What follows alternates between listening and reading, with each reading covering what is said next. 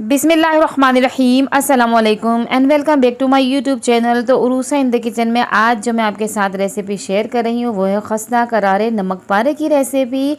बहुत ही ज़बरदस्त सी ये रेसिपी है, आपने वीडियो पूरी देखनी है एंड तक बिना स्किप किए, क्योंकि जब आप ये नमक पारे घर में बनाएंगे ना मेरी बनाई हुई रेसिपी से, तो बस बाज़ार से लेना आप भूल जाएंगे। बहुत ही आसानी से बन जाते हैं, तो आप भी घर में इसे बनाएंगे और बहुत ज़्यादा शौक़ से खाए जाएंगे।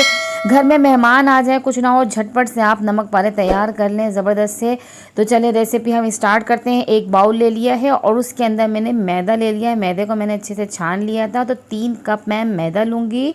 क्वांटिटी का आपने ख्याल रखना है, इसी तरीके से आपने बनाना है। तो अब 3 कप मैदे के अंदर मैं 4 टेबल स्पून घी डालूँगी। घी को मैंने मेल्ट कर लिया था तो वो डालूँगी इसके अंदर। और इसके बाद मैदे के हिसाब से इसके अंदर आधा खाने का चम्मच नमक डाल देंगे और साथ ही इसके अंदर 1 चाय का चम्मच अजवाइन को लेंगे और उसको हथेली पे हल्का सा मसल कर डालेंगे, ताकि इसका जो जायका है ना निकल कर आए इसके अंदर, इसकी खुशबू बहुत अच्छे से इसके अंदर आए। तो इन सब चीज़ों को डालने के बाद हाथों की मदद से आपने इसको मिक्स करना है अच्छी तरीके से, कि घी नमक और अजवाइन जो है मैदे में अच्छे से मिक्स हो जाए, एक जान हो जाए। और जब इतना घी होना चाहिए कि देखिए ये इस तरीके से आपकी बने, जब आप मुट्ठी बंद करें ना। तो अब ये बिल्कुल रेडी है। अब इसके अंदर हम पानी डालेंगे। अब 3 कप के हिसाब से अब इसके अंदर 1 कप से थोड़ा कम पानी जाएगा। तो ये इसके अंदर थोड़ा थोड़ा पानी डाल के हमने इसकी डो तैयार करनी है। पानी भी आप कम ही इस्तेमाल करेंगे, क्योंकि ये जो डो है ना थोड़ी हार्ड बनती है, हमें सॉफ्ट नहीं चाहिए, थोड़ी हार्ड चाहिए इसको। तो ठीक है, अच्छी तरीके से मसल मसल के इसको हमने एक डो तैयार करनी है हार्ड सी। और बस इस तरीके से आप देख रहे हैं, जिस तरीके से मैं इसको गूंद रही हूँ, डो को तैयार कर रही हूँ, इस तरीके से आपने मसल मसल के इसको एक डो को तैयार कर लिया है। और अब इसको हम रख देंगे 20 मिनट के लिए रेस्ट के लिए। देखें ये इतना हार्ड होना चाहिए, देख सकते हैं आप ये कि कितना हार्ड है। अब इसको हम कवर करके रखेंगे तकरीबन 20 मिनट के लिए, ताकि ये जो है ना हमारा डो अच्छे से सेट हो जाए। तो 20 मिनट के बाद हमारे डो अच्छे से सेट हो चुका है, ये देख सकते हैं आप। और अभी इसको हमने और मज़ीद इसको हाथों से मसल मसल के इसको और अच्छा कर लेना है, ताकि हमारे जो वो है ना नमक पारे खस्ता से करारे से बने। या फिर आप काउंटर पे भी इस तरीके से इसको दोनों हाथों की मदद से इस तरीके से मसल मसल के इसको अच्छे से सेट कर लें। फिर जब ये सेट हो जाए तो फिर आपने बस पेड़ा लेना है इसका और आपने इसको बेलना है। जितने भी साइज़ का पेड़ा ले सकते हैं आप ले लें, कोई मसला नहीं है। आप अगर फुल बड़ा भी पेड़ा ले सकते हैं, अगर काउंटर पे आप ज़्यादा फैला लें तो कोई मसला नहीं है, लेकिन ये है कि छोटे पेड़े लेने में आसानी हो जाती है।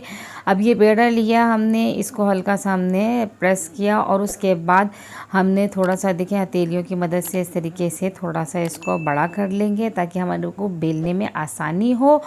और थोड़ा सा मैदा डस्ट ज़रूर करेंगे, क्योंकि ये चिपके ना।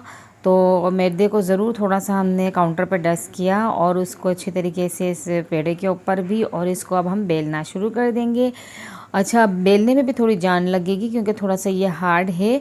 और जितना आपको इसको बेलना है ना बस उतना ही आपने बेलना है, यानी कि इसको आपने बहुत ज़्यादा मोटा भी नहीं करना और बहुत ज़्यादा पतले भी नहीं रखने।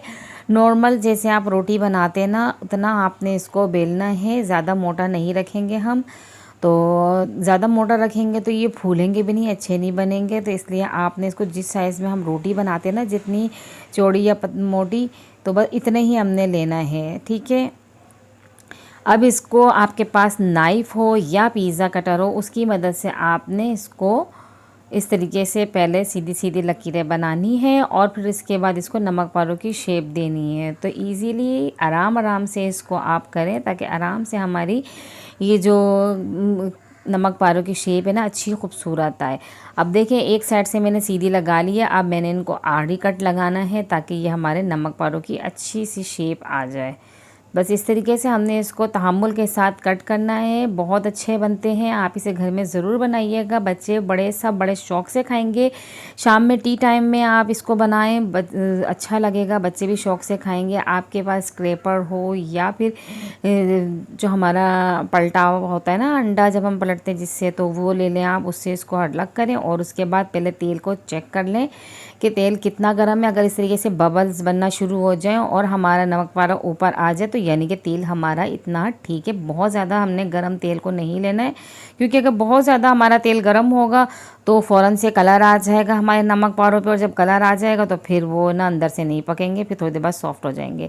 सारे हमने नमक पारे जो है एक साथ ही इसके अंदर उठा के डाल देने हैं। ये चिपकेंगे नहीं, एक दूसरे से अलग हो जाते हैं तेल में फ्राई होने के साथ साथ ही फ़ौरन से ये अलग हो जाते हैं। चमचा या कपगीर जो भी आप ले रहे हो उसको आप इस तरीके से इसके ऊपर प्रेस करते जाएं ताकि हमारे नमक पारे अच्छे से ये फूल जाएं। ये आप देख सकते हैं कैसे ये फूल रहे हैं, और थोड़ा टाइम लगता है इनको फ्राई होने में।